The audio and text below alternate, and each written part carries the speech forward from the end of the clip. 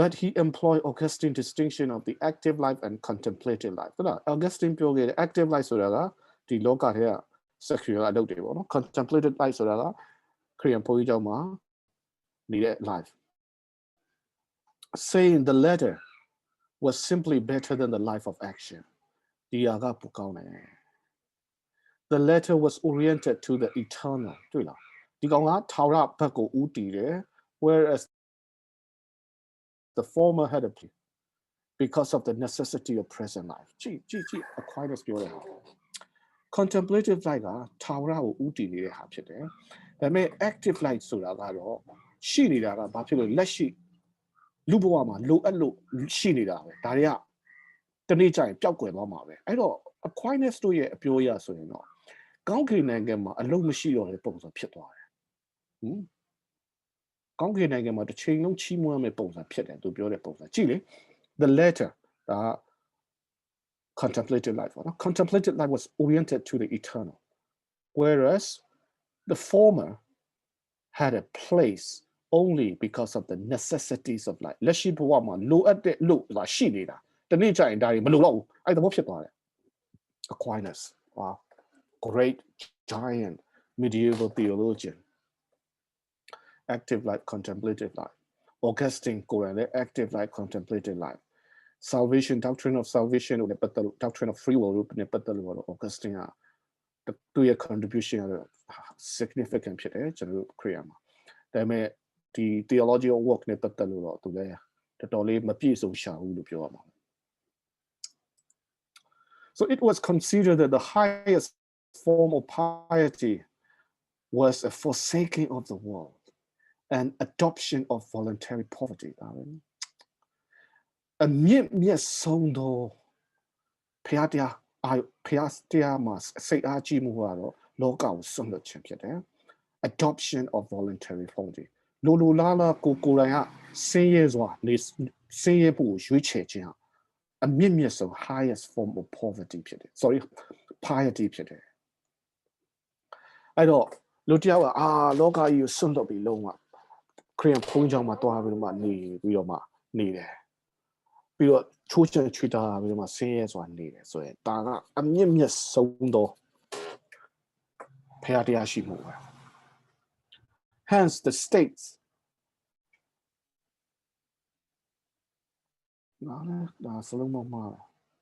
hence that states closest to perfection or closest to perfection were those of the nun ဒါကြောင့်ပြီးပြည့်စုံတဲ့အတ္တတာ perfect တကယ်ပြီးပြည့်စုံတဲ့အတ္တတာကိုရရှိမဲ့သူတွေကတော့ nun Korean nun တွေနော်သီလရှင်တွေ friar bar brothers တွေ monk တွေပဲဖြစ်တယ် the state closest the state closest to perfection ပြီးပြည့်စုံမှုရာနီးကပ်နေတဲ့လူတွေရဲ့ဘဝဆိုတာဘယ်သူတွေလဲဆိုအဲ့လူတွေကတော့ Christian nun friar and monk Korean brothers တွေ that's very But it does not mean that work was rejected. On the contrary, idleness was condemned and work was acclaimed. အဲ့လိုပြောတဲ့အခါမှာအလုပ်ကိုညင်းအလုပ်မလုပ်ရဘူးလို့တော့မဟုတ်ဘူးเนาะဒီနေရာမှာအလုပ်ဆိုတာတိတ်အရေးကြီးတယ်အလုပ်ဆိုတာကြိုးစားရမယ်ပြည့်တယ်ဆိုတာသူကလုံးဝမကြိုက်တဲ့အရာတစ်ခုဖြစ်တယ်အဲ့လိုတော့ရှိပေမဲ့ဒါပေမဲ့အလုပ်ပေါ်မှာခွဲခြားထားမှု sacred နဲ့ secular အလုပ်ဆိုမှခွဲခြားထားမှုကတော့တော်တော်ပြင်းထန်တယ် The emphasis was the high calling. The truly religious vocation is one of the contemplation, and other work has lesser derivative value. ဒါကြောင့် truly religious vocation ဆိုတာက contemplation ပဲဖြစ်တယ်။တခြားလောကီအလုပ်ဆိုတာကတော့တန်ဖိုးကသူ့ထက်ဆိုင်နေတယ် German mystic အချက်လက်ထက်မှာဘယ်လိုပြောင်းလာလဲ medieval လက်ထက်ကနေ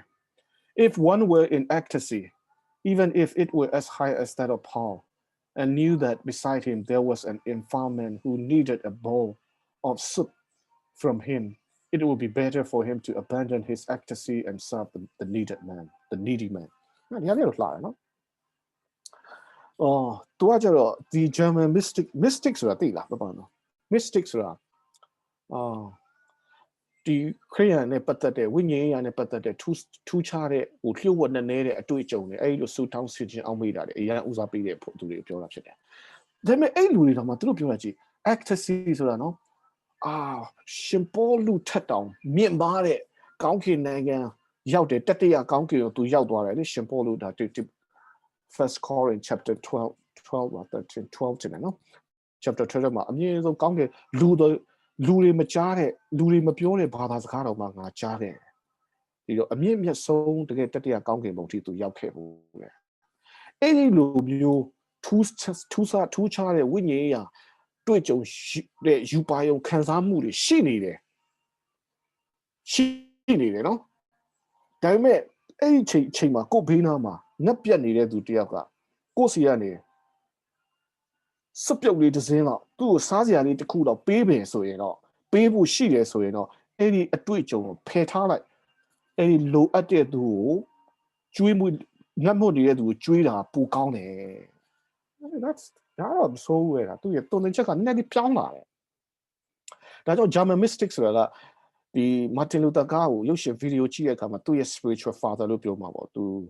ဒီအဲ့ Augustine သူ့ရဲ့ monastery မှာနေတဲ့အချိန်မှာသူ့ကိုဝိညာဉ်ရေးမှာဥဆောင်ပေးတဲ့အဲ့ဖုန်းကြီးကသူတို့ရဲ့ German mystic တွေပဲသူတို့အဲ့လိုလုပ်တယ်ဒါပေမဲ့အဲ့တော့ medieval လက်ထက်နဲ့ဒီမှာနည်းနည်းလေး German က mystic တွေနည်းနည်းလေးကွဲလာတာငါတို့ဝိညာဉ်ရေးအတွေ့အကြုံတွေယူပါယုံတွေနဲ့ပျော်စရာတွေနဲ့အဲ့လိုရှင်ပေါလုလိုတတိယကောင်းစဉ်ထက်ပုံမြင့်တဲ့နေရာရောက်သွားတယ်ပဲထားအောင်မင်းဘေးနားမှာလူတယောက်ကဟို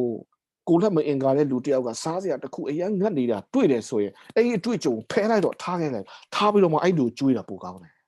ဒီတွန်းချက်လေးတော့ဝင်လာတယ်နော်ဒါနည်းနည်းလေးအပြောင်းလေးပဲဒါ one without which I cannot get into God's work vocation or calling in time he who walks in the light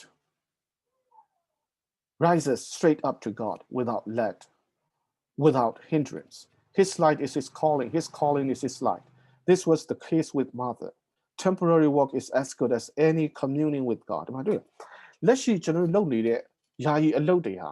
ဖခင်နဲ့မိတ္တဟာဖွဲ့တာနဲ့အတူတူပါပဲဘယ်ဟာပိုကောင်းတာမရှိဘူး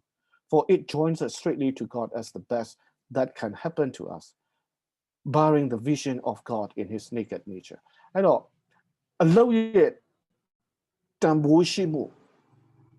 ဘယ်အလောက်ကပိုကောင်းတဲ့ပုံစံမျိုးဝိညာဉ်ရေးအတွေ့အကြုံတွေကပိုကောင်းတဲ့ပုံစံမျိုးခွဲခြားမှုတွေကဒီညမှာတော့နည်းနည်းလေးပြောင်းလာတယ်နည်းနည်းလေးအပြောင်းလဲလေးဖြစ်လာတယ်ကျွန်တော် mystic လက်ထက် Okay ဘာတလူသားရောက်တဲ့အခါမှာတော့ပိုသိသွားတယ် To work in one estate is a divine calling ကိုယ့်ရဲ့လုပ်ငန်းခွင်ဘယ်နေရာမှာပဲအလုပ်လုပ်နေပါစေကိုယ်လုပ်တဲ့အလုပ်ဟာဖခင်ခေါ်ခြင်းပဲဖြစ်တယ်ဒီမှာတော့ပိုပြောင်းပါပြီ All Christian men are priests the woman priestesses Be the young, be the young or old, masters or servants, mistresses or maids, learned or unlearned. No? လူတိုင်းခရိယန်တိုင်းဟာခရိယန်ယောက်ျားမိန်းမအသက်ကြီးတဲ့သူအသက်ငယ်တဲ့သူကျွန်ပိုင်ရှင်ကျွန်ပဲဖြစ်ဖြစ်အိမ်မှာအိမ်ဖော်ပဲဖြစ်ဖြစ်သင်ယူပညာတတ်တဲ့သူပဲဖြစ်ဖြစ်ပညာမတတ်တဲ့သူပဲဖြစ်ဖြစ်အားလုံးဟာ all Christian are priests ဖြစ်တယ်သူက priesthood of all believer first Peter ထဲမှာရှိတဲ့ဟာကိုတော်တော်လေးယုံကြည်သူတွေအားလုံးအရှိပရောဟိတ်မျိုးဖြစ်တယ်ဆိုတာပြောလာနော်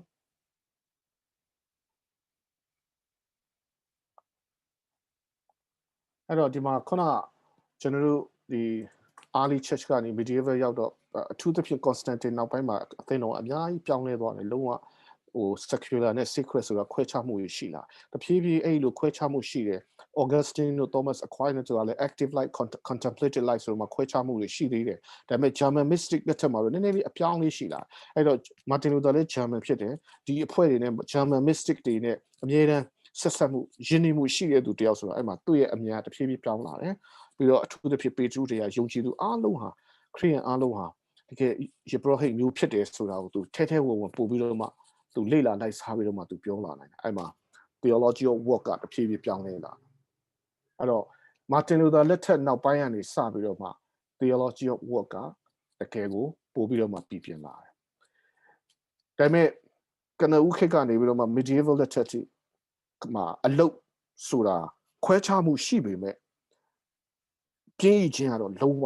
လက်မခံတဲ့အရာဖြစ်တယ်ခရိယန်သမိုင်းတစ်လျှောက်လုံးမှာခရိယန်တွေအားလုံးကအင်မတန်အလုတ်ကြိုးစားတဲ့သူတော်ဖြစ်တယ်